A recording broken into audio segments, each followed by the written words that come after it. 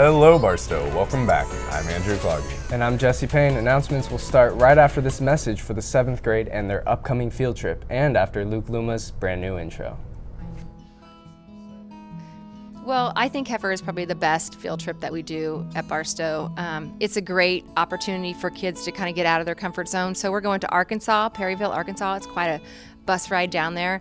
And we get to be in the all outdoors for a couple days, learning about what the world is like in someone else's shoes, and not just like learning about it from a book, but actually experiencing that. I love Heifer because you can take away as much as you want from that opportunity as possible. I mean, it can be a life-changing experience if you let it be that experience. But for some kids, it's just a great exposure for their first time to what life is like in other people's shoes.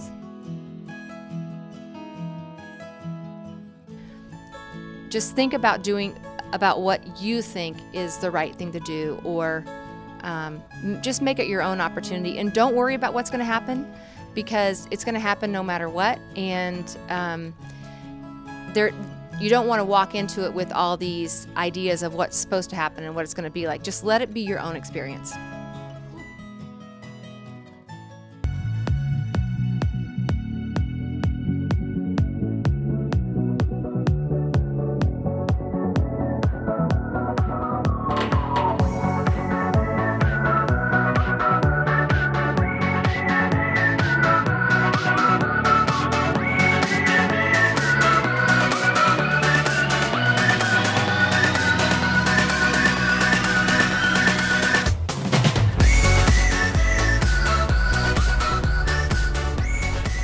Here are some dates to add to your calendar. Today, October 3rd, there will be a cross-country meet after school and a Boston parent meeting at 6:30. Tomorrow we have an AM assembly scheduled because the juniors and sophomores will be meeting in the cafeteria to fill out their PSAT pre-testing information. And as mentioned earlier, the 7th grade class will begin their journey to Heifer. Jesse, do you remember Heifer at all? Well, Andrew, I do remember my Heifer experience. I would say it was quite bizarre. You know what else is quite bizarre, Jesse? Well, if I had to guess, I would say the Bizarre Bazaar was quite bizarre. Indeed. In fact, my good friend and BTVN member Sammy Matula has a piece covering this bizarre event. Hi, I'm Angela Goulden. I teach history to all the sophomores, world history. Here in the fall, we're studying the third, period 3, which focuses on the years about the 600s to about the 1400s.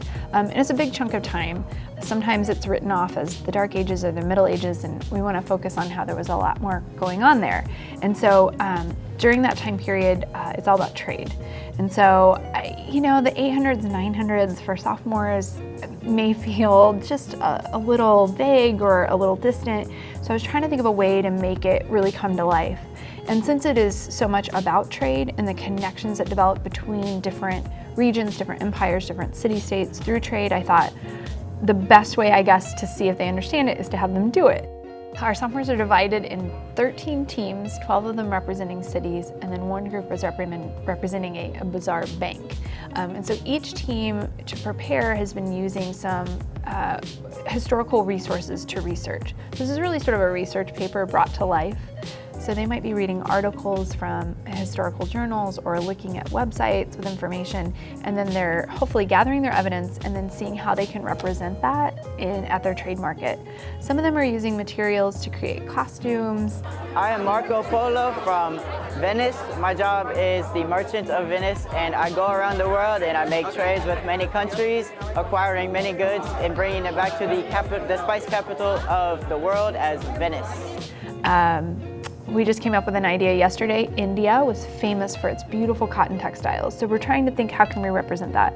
So I think there may be an opportunity to go to India's market stand and paint your own beautiful cotton textiles on some really nice paper towels with some watercolor paints.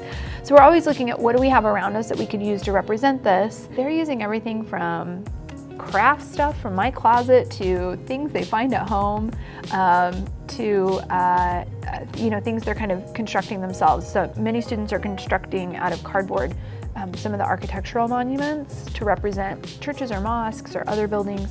So hopefully it's really going to feel like we all learn a little bit about each city, and it'll all come to life for everyone. And we'll eat some great snacks.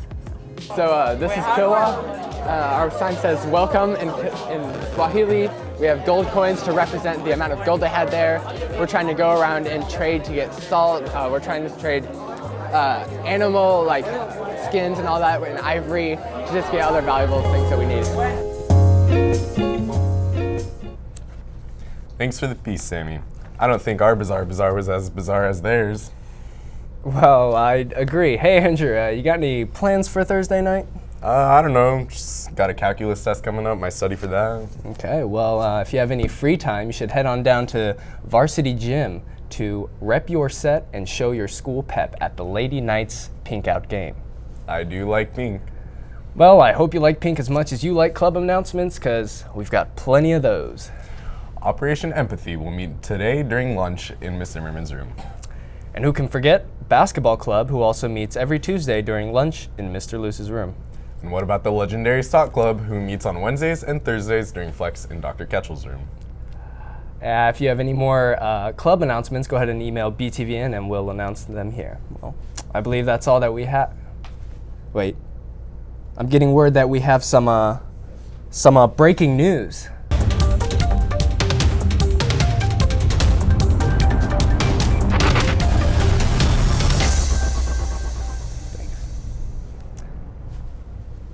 Breaking news, all items in the Lost and Found will be donated and emptied at the end of this week. If you have any lost items this year, please check the bins outside Miss Harper's room. Also this Friday, students will have to park near the baseball field, and donuts will be provided for all students.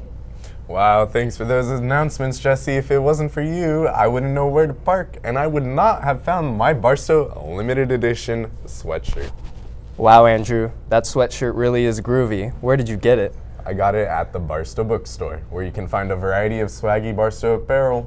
Amy Pan caught up with Mona to find out about some of their new items.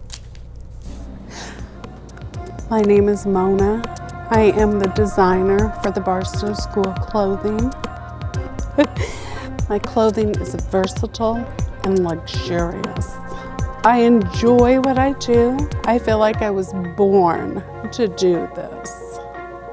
I like to make new clothes that people don't need, but they like them. They want to wear them. I even design sweatshirts for stuffed animals. I feel as though I'm a successful designer for the Barstow School. I don't know. You told me to say it. This fashion show is for our 2017 collection. I hope you enjoy the show.